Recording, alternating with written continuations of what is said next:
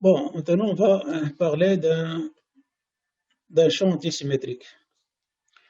Alors, on définit un espace, un sous-ensemble de l'espace affine, puis on appelle champ de vecteurs sur D une application de D qui a un point appartenant à D fait correspondre à un vecteur UM qui a un point M appartenant à D fait correspondre UM appartenant à E. Bon, sous cette forme, donc là c'est pour la notation.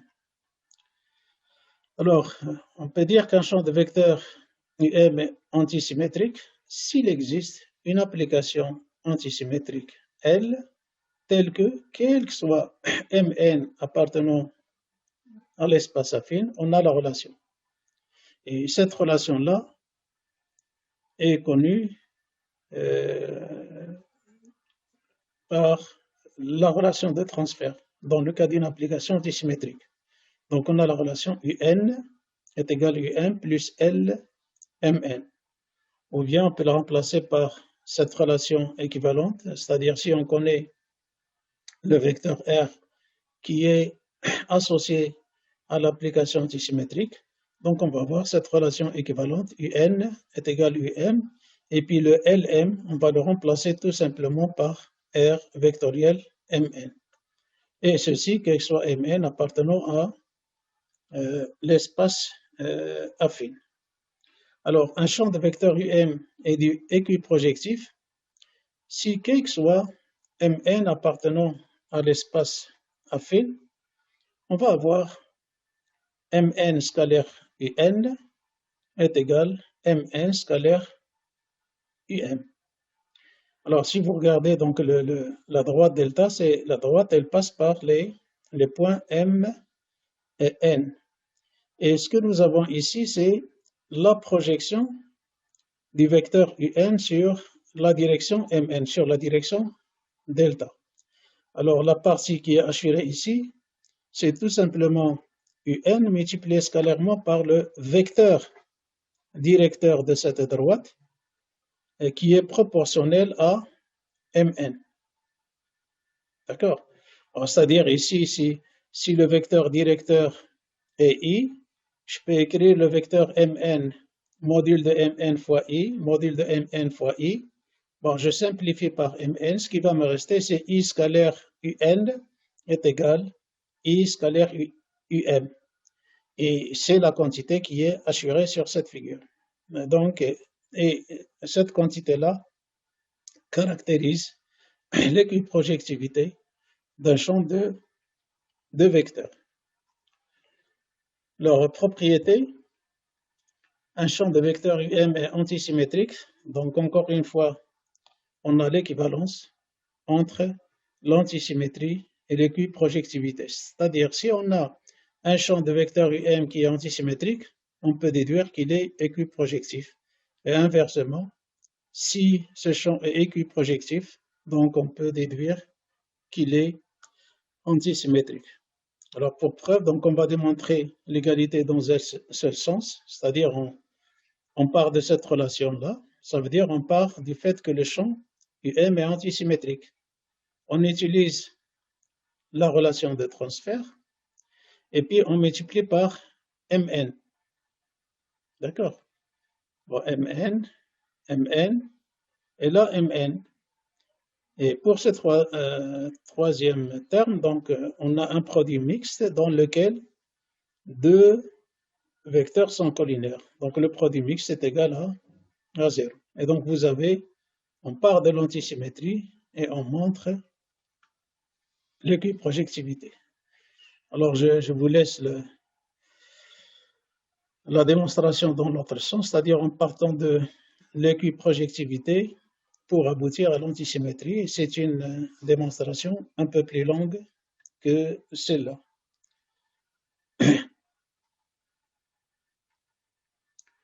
Bon, maintenant, on a tout ce qu'il faut pour qu'on puisse définir un torseur. Donc, nous avons défini l'application antisymétrique. Nous avons défini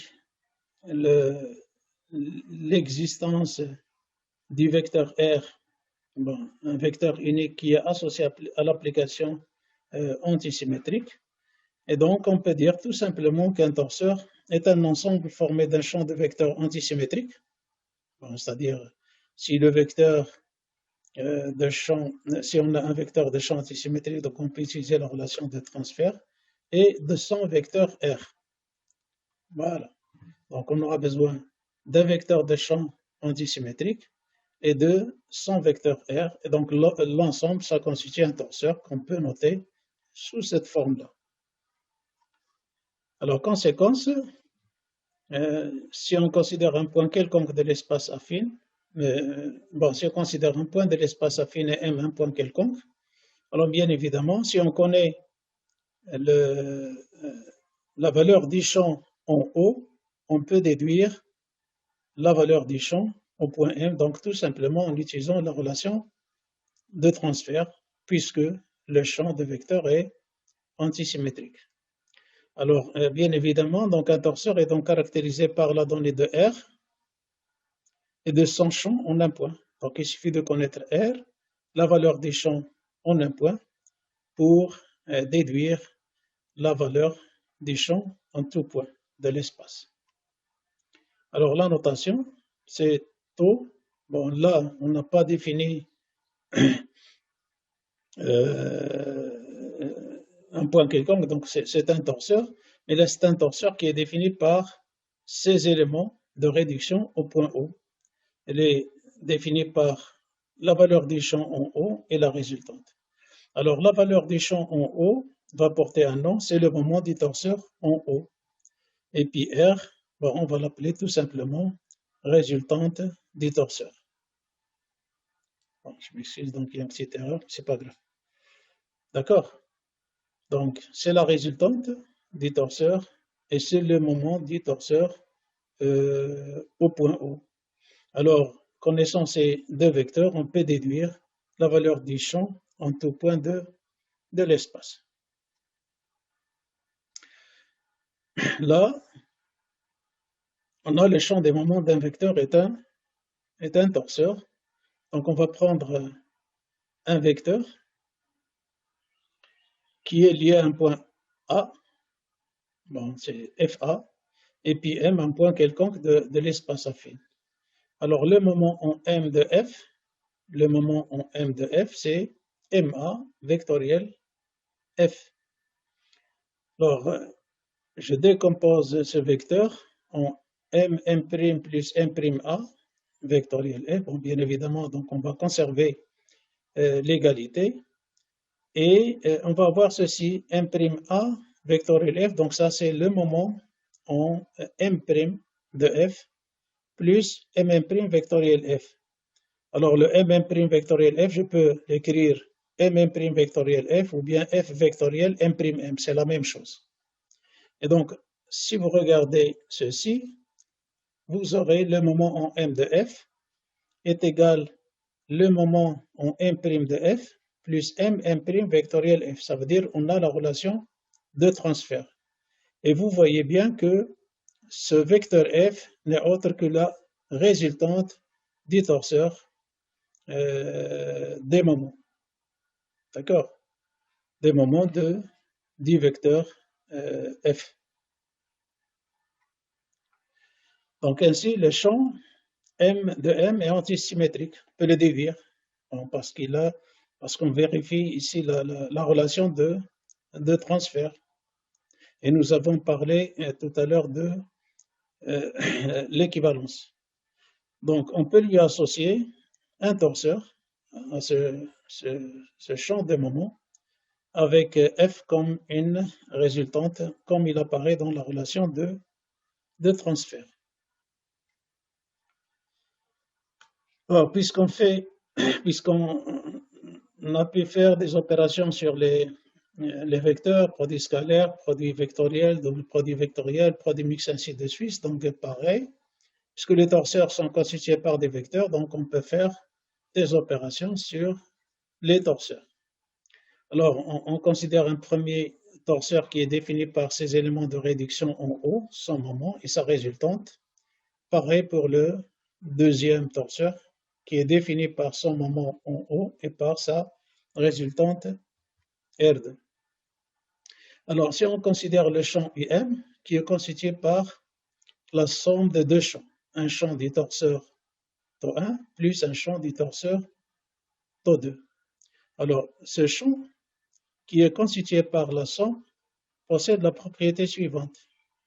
C'est-à-dire, si je prends UM', je peux l'écrire U1M' plus U2M'. Donc, j'utilise cette définition que nous avons ici.